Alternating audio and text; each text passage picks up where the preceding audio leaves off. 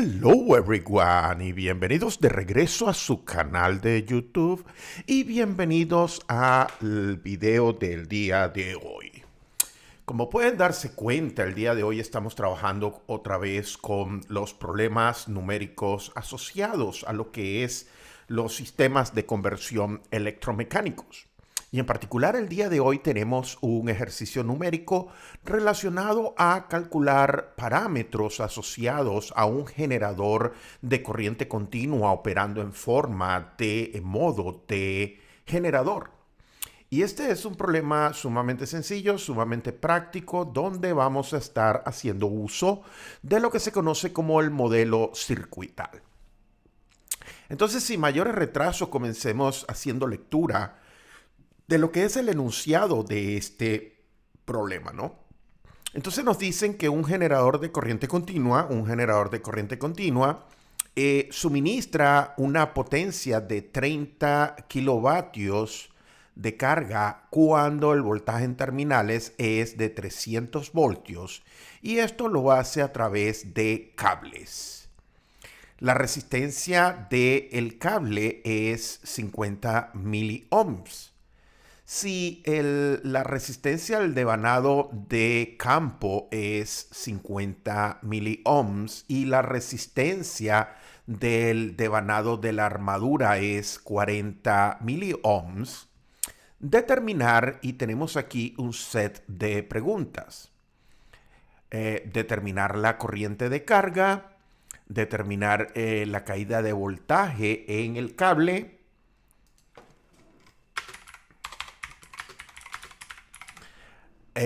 determinar el voltaje en terminales, V sub T, determinar la corriente del devanado de campo y su F en amperes, determinar la corriente de armadura en amps, determinar el voltaje inducido generado en la armadura, E sub A en voltios, y por último, determinar la potencia mecánica que está siendo entregada, ¿no? Que es la entrada de este generador, ¿no? Entonces, lo primero que tenemos que darnos cuenta es que la situación está siendo representada en este modelo circuital que está aquí, ¿no? En el modelo circuital nos podemos dar cuenta que es característico, tenemos del lado derecho lo que sería el modelo del generador, tenemos entre A1 y A2 lo que sería el circuito relacionado a la armadura. Entre F1 y F2 tendríamos lo que es el devanado de campo. El devanado de campo está conectado en paralelo a lo que sería la armadura, por eso recibe el nombre de generador de corriente continua de tipo shunt. Y los terminales están conectados a una carga a través de cables. Entonces, lo primero que tenemos que visualizar aquí es que existen dos cables, un cable que va del terminal positivo del generador al terminal positivo de la carga y un cable que va del terminal negativo del generador al terminal negativo de la carga, ¿no? Entonces, esto es sumamente importante cuando estemos calculando lo que es la caída de voltaje en uno de los cables, ¿ok? Entonces, sin mayor retraso, pasemos a la solución. El día de hoy estamos utilizando un MATLAB Live Script que en reiteradas ocasiones le he mencionado a mis estudiantes que se trata de una herramienta sumamente práctica, sumamente útil para poder efectuar cálculos, pero al mismo tiempo documentar sus cálculos, ¿no?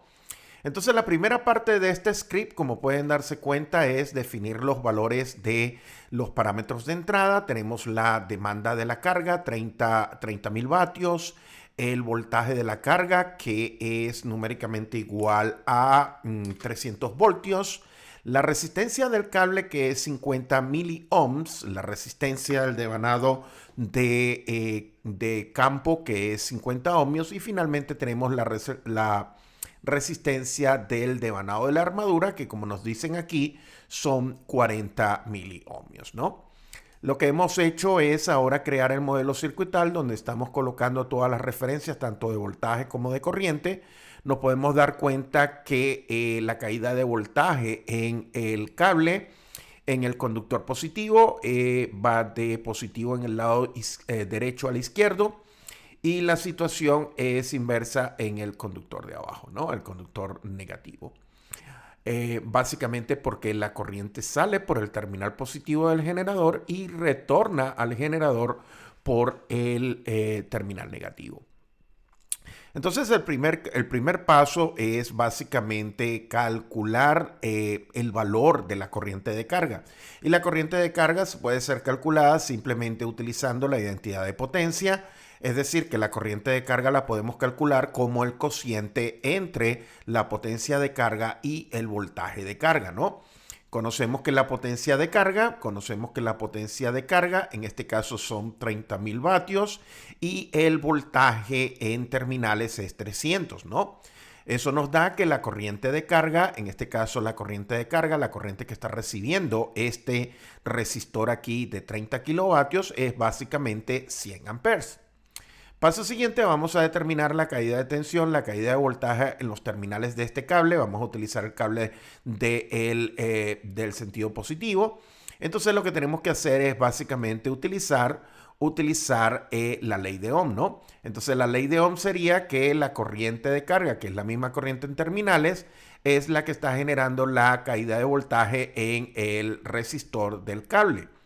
Entonces, básicamente ya sabemos que la corriente de carga la calculamos anteriormente, son 100 amps, lo multiplicamos por la resistencia de uno de los cables, en este caso la resistencia de 50 miliohms, y obtenemos que la caída de voltaje en ese cable es numéricamente igual a 5 voltios. Sin embargo, tienen que darse cuenta que existen dos cables, uno en el terminal positivo y otro en el terminal negativo.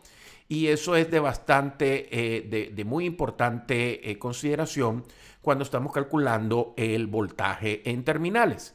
Porque el voltaje en terminales de este generador va a ser el voltaje de la carga más 2 veces la caída de voltaje en el cable.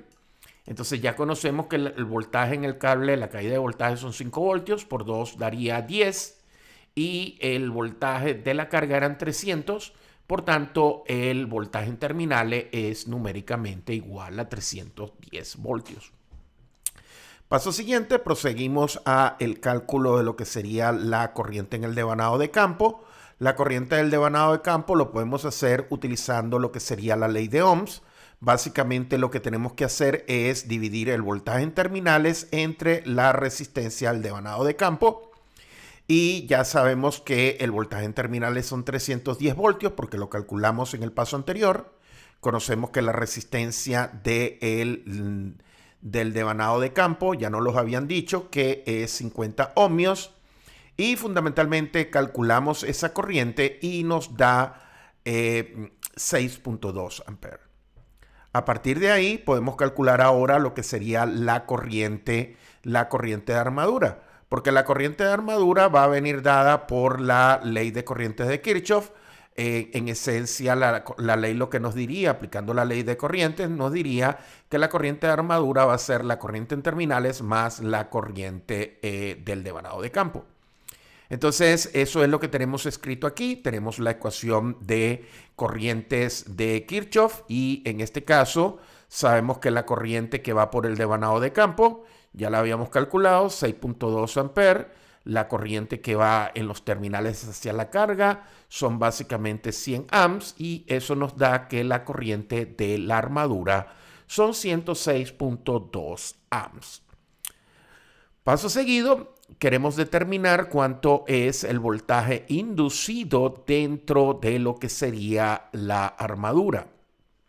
Y para hacer eso, nuevamente lo que tenemos que hacer ahora es uso de la ley de voltajes de Kirchhoff. La ley de voltaje de Kirchhoff entre los terminales a su 1 y a su 2. Entonces, en esencia, si utilizamos eso, nos daría que el voltaje en la armadura sería el voltaje en terminales más la caída de voltaje en la resistencia de la armadura.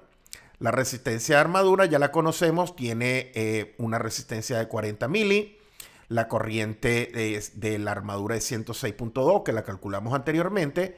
Y el voltaje en terminales ya sabíamos que eran 310. Entonces, al efectuar el cálculo nos damos cuenta que el voltaje interno de la armadura es numéricamente igual a 314.2 voltios. Paso final es que nos piden que calculemos la potencia de entrada.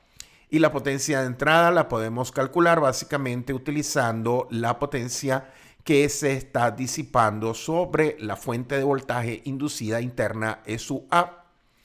Entonces, básicamente lo que les estoy diciendo es que la potencia mecánica de entrada, asumiendo una eficiencia de 100%, es decir, despreciando lo que serían las pérdidas por fricción, roce, etcétera, básicamente la potencia mecánica sería el voltaje de la armadura, que ya lo calculamos, 314.2 voltios, multiplicado por la corriente de armadura, que es 106.2 amperes. Entonces, cuando efectuamos el producto, nos damos cuenta que la entrada es 33.3 kilovatios. Si se dan cuenta, 33 kilovatios se están generando aquí, pero hay pérdidas en todas estas partes resistivas, en todo este cobre que está aquí. Y finalmente lo que está llegando a la carga son 30 kilovatios, ¿no? Entonces, este es el final de este video. Básicamente lo que hemos hecho en el video del día de hoy es calcular parámetros eléctricos asociados a lo que sería un generador de corriente continua de tipo Shunt, considerando el modelo circuital. Este es el final del video. Yo espero que haya sido de su utilidad, que hayan logrado aprender algo, que la explicación sea concisa y directa. Y no me queda más sino invitarlos a que se unan a nuestras comunidades en las diferentes redes sociales que estamos llevando adelante. En este caso LinkedIn o YouTube o Twitter o Instagram. En estas redes sociales van a obtener lo que es una actualización de nuestras actividades, tanto de investigación y desarrollo, como también lo que es las actividades de entrenamientos y de tipo pedagógico. Bueno, este es el final del video del día de hoy. Espero que haya sido de su agrado. Será hasta la próxima. Bye now.